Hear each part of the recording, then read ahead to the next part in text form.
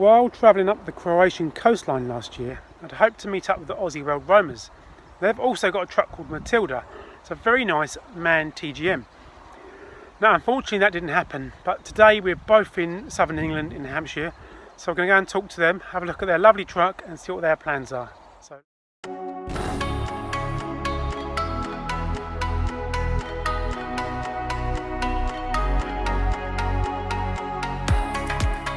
We're Wayne and Elizabeth Taylor. We're from Australia. We've retired and are now living in our truck Matilda, travelling the world for hopefully the next 15 odd years, all going well. So the rear cabin was built by Krug. We designed it and they pretty much built it for us from scratch. Right, welcome to our home. We've been living in Matilda now for about 16 months, 13 weeks of which we've been here in the UK in lockdown. So give you a tour around. Our telly lives here behind the dinette, so it's nice and out of the way. Get the idea. Our living area and our sleeping area, obviously. Our kitchen, we have a Miele combination microwave oven. We're all electric, we have no gas. We have an induction hob here, so all again electric. Washing machine, so we have a full-size washing machine and dryer, which is wonderful. So we have a nice big fridge and freezer, big fridge, and we have 2 freezer drawers including our ice maker, plenty of room to stock up. Our pantry is a pretty good use of space, so all of our shelves slide out and we can fit heaps in there as needed.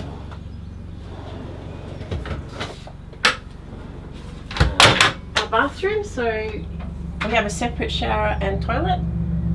This makes our bathroom if we need to. And then we have a shower on the right and our toilet and basin on the left.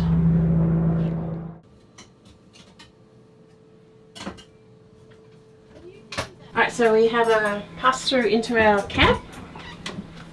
Through there, we use it all the time. It's excellent when it's raining or snowing or whatever, for lunch. What else do we have? All our display panel and everything's up here, monitoring all our electricity, water, grey tanks, all our switches, heating.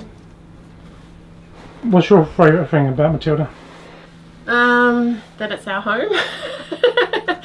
The favourite thing in it, I think our shower and bathroom is pretty cool, followed by the washing machine. What do you reckon? I think it's the amount of space.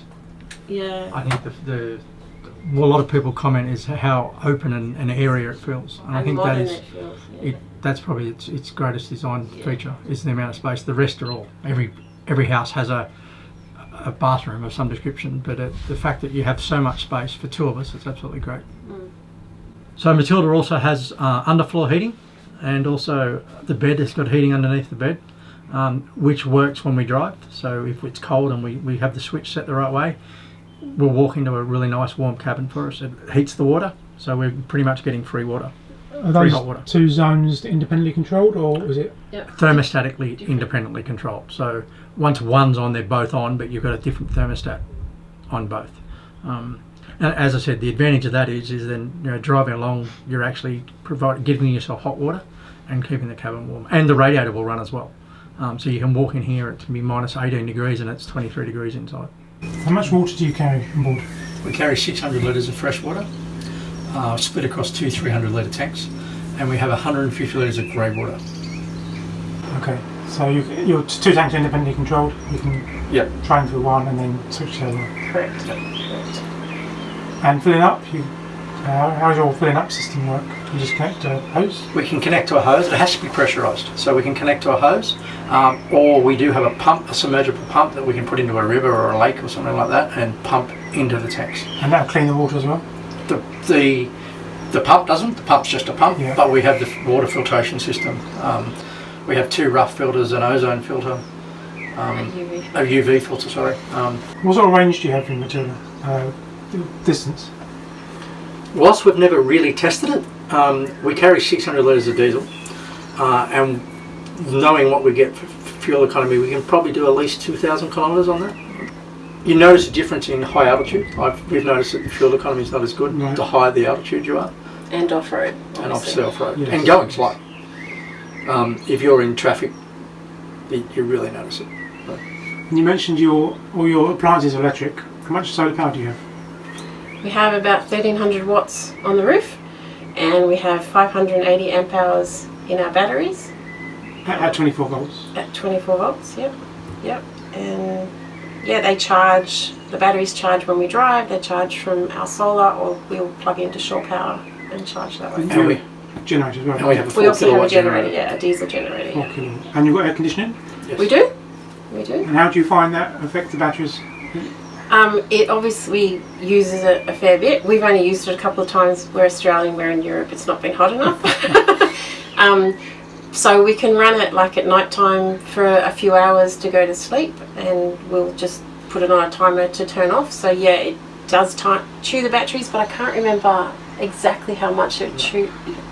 No, I don't You know. couldn't run it all night, I don't think. I think one thing to mention though, that the box is so well insulated that it was really only the really hot days that made the news in Europe last year that we even need to think about putting air conditioning on. It usually stays considerably cooler in here, Yeah. and when the heating's on, obviously very warm. Yes, and we have such good ventilation with our windows and hatches, even though the hatch isn't open, but we get really good airflow in here, so it's pretty good, pretty comfortable. And you mentioned your plan is to have Matilda 15 years, roughly? This is your retirement plan? It's until we're too old to do it. That's Okay. our hopeful eventual ending, is we're physically not capable of doing it, because obviously it takes a fair bit of effort climbing in and out. Yeah. It's not like getting into a car. I mean, you never know, one of us may get sick or we may just get bored of it, but the plan is, so it's not even 15 years, it's as until- long as possible. Yeah. So the world's a big place. So we're hoping we get into, we're in our mid-50s, so we're hoping we get into our 70s and we're still travelling around. That's the plan. And so right now you're travelling Europe? Yeah, we've spent what, 16 months in Europe, so we'll probably spend, I reckon, 3 years, maybe more, just in Europe before we'll head east, which is what I'm really looking forward to. But that's, as far as the planning's gone, we're Yeah. winging it, as they say. Yeah. Don't need to plan. We don't Yeah, plan don't what we're need doing to tomorrow, plan let it, alone what we're yeah. doing in a year's time. So. Totally. And you've done Africa in smaller vehicles before? Correct. And multiple trips? Yes, we did multiple trips to Africa, and the last one was 6 months in a 4-wheel drive and a roof tent, which was what inspired us, I guess, to the next stage of our retirement plan in living in a bigger truck like this that could go wherever we wanted to go. Yeah. Love Africa. Excellent. Now you're on Instagram, is that right? Instagram and Facebook? Yeah. Aussie Roamers? It's at Aussie World Roamers, AUS for Australia, but normally if you just search World Roamers, you'll find us, yeah. Great. So thanks for showing us your home. No worries.